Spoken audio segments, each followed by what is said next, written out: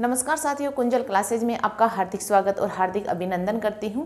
तो आज हम रीट पात्रता परीक्षा पर विशेष चर्चा करेंगे कि रीट की रणनीति क्या होनी चाहिए कि जिससे रीट पात्रता परीक्षा 2025 हम आसानी से क्लियर कर सके। तो उसकी कुछ रणनीति भी तो होनी चाहिए। अगर बिना किसी प्लानिंग के हम कोई काम करते हैं तो वो सक्सेस नहीं हो पाता है। किसी भी काम को करने के लिए प्लानिंग बनाना बहुत ज़रूरी होता है।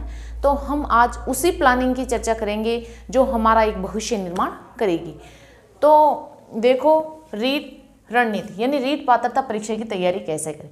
अब L1 वाले सुन लो पहले तो, है नी, लेवल 1 वाले, क्योंकि लेवल 1 वाले जिनके पास आपके मनोविज्ञान है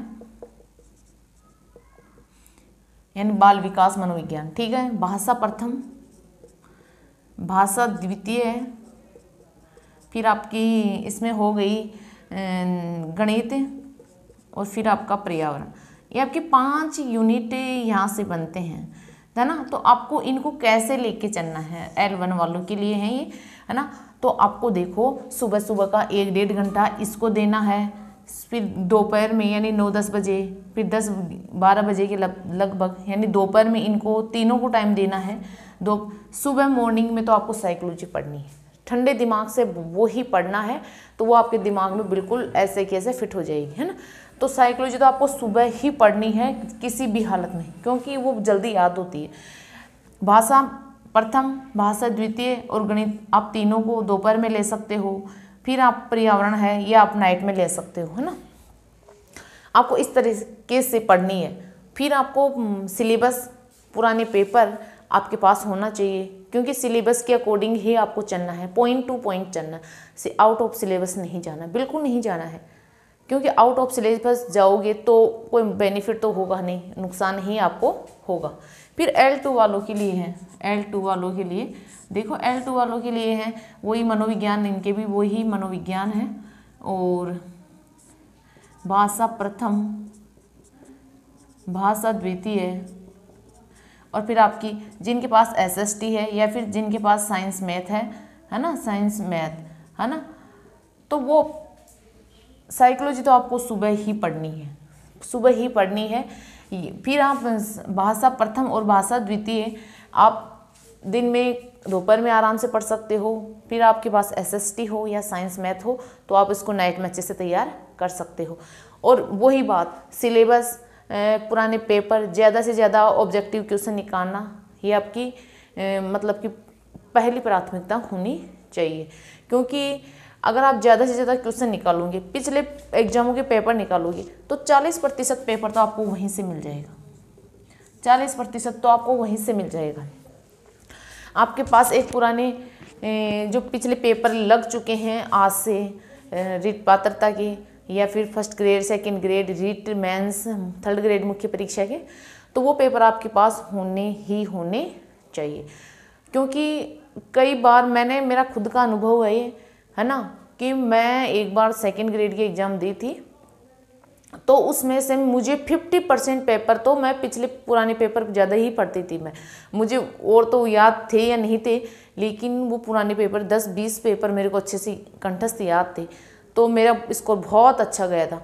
मैं सोची कि मैंने इतना पढ़ा ही नहीं था, मेरे इतने अच्छे नंबर कैसे आए, है ना। तो आपको काफ़ी बेनिफिट मिलेगा, क्योंकि पुराने पेपरों से ही क्वेश्चन ऐसे कैसे उठा लिए जाते हैं, है ना। फिर दूसरी बात, सिलेबस, तो आउट ऑफ सिलेबस तो आपको जाना है ही नहीं। सिलेबस में जो पॉइंट है वो ही आपको तैयार करने हैं।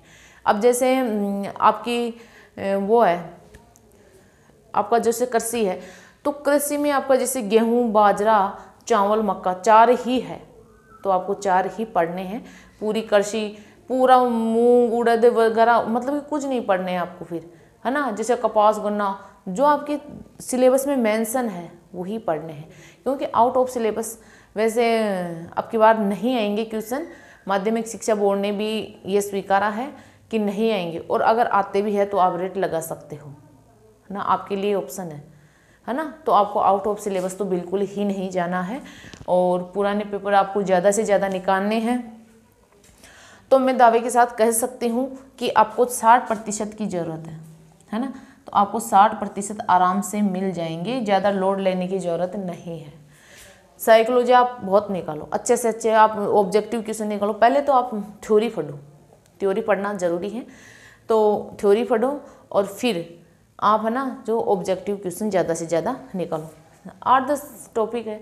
और जो राष्ट्रीय शिक्षा नीति जुड़ी है, ये नया टॉपिक जुड़ा है, राष्ट्रीय शिक्षा नीति 2020, है ना, इसको जरूर अच्छे से तैयार कर लेना, है ना।